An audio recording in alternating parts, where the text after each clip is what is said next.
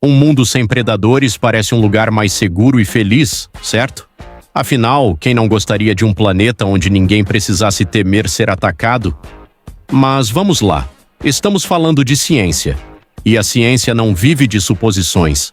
A única maneira de realmente saber o que aconteceria seria realizar um experimento em grande escala, pegar uma área grande de habitat relativamente intocado, dividi-la em vários lotes idênticos, remover os predadores principais de alguns e... você já entendeu.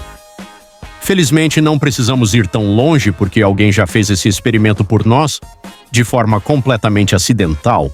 Olá, eu sou Lucas e este é o Ecomundo. O experimento acidental começou entre as décadas de 1960 e 1970, quando o governo venezuelano construiu uma enorme barragem hidrelétrica no rio Caroni. O objetivo era simples: gerar energia, mas a consequência foi a formação de um enorme lago que, ao longo dos anos, criou várias novas ilhas de tamanhos variados. Essas ilhas eram como pequenos laboratórios naturais. Cada uma delas acabou com uma amostragem representativa das espécies locais. No entanto, algo curioso aconteceu. Todos os principais predadores, como as onças e as arpias, acabaram abandonando ou morrendo nas ilhas menores. Por quê? Bem, esses predadores precisavam de grandes territórios para caçar, e as pequenas ilhas simplesmente não ofereciam o espaço necessário.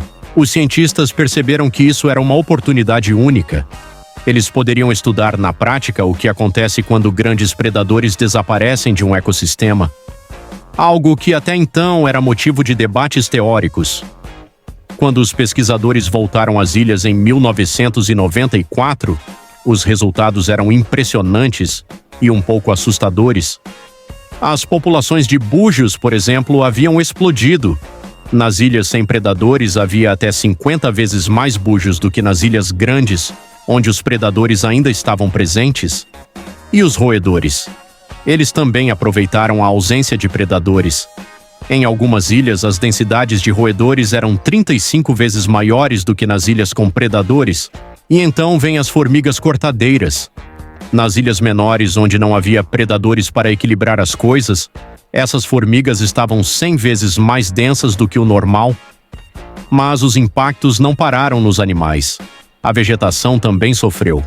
Nas ilhas sem predadores havia apenas metade da densidade de mudas de árvores em comparação às ilhas que ainda tinham seus grandes predadores. Agora imagine o que aconteceu com o passar dos anos.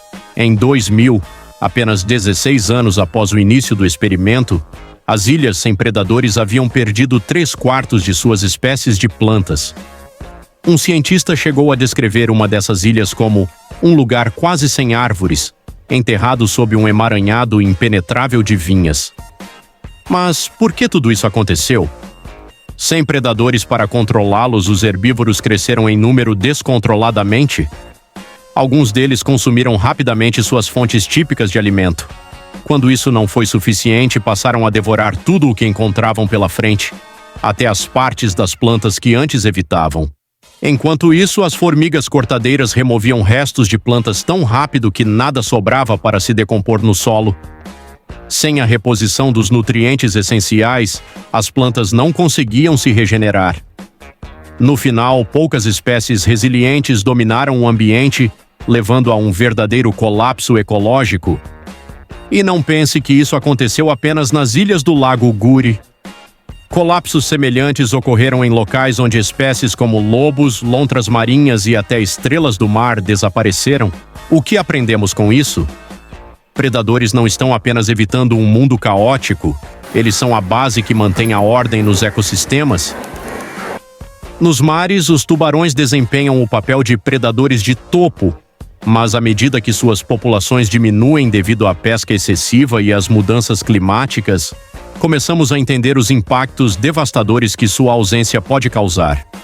Por exemplo, herbívoros como tartarugas marinhas podem destruir ervas marinhas e florestas de algas, que são fundamentais para a saúde do ecossistema marinho. Felizmente, um colapso marinho não é inevitável. Pesquisadores como o professor Michael Whitehouse, da Florida International University, Descobriram maneiras de proteger esses predadores essenciais, criar áreas marinhas protegidas e limitar o uso de equipamentos de pesca que prejudicam tubarões são algumas das soluções propostas. Os tubarões, assim como todos os predadores de topo, são vitais para manter o equilíbrio dos ecossistemas. Sem eles, não há como sustentar a biodiversidade e os benefícios que ela traz para todos nós. Então, da próxima vez que você ouvir alguém dizer que um mundo sem predadores seria melhor, lembre-se das lições das ilhas do Lago Guri e de todo o trabalho feito para proteger nossos oceanos. Agora você sabe por que não comemos carne de animais predadores? Descubra clicando no vídeo ao lado. Um grande abraço e até a próxima no Ecomundo.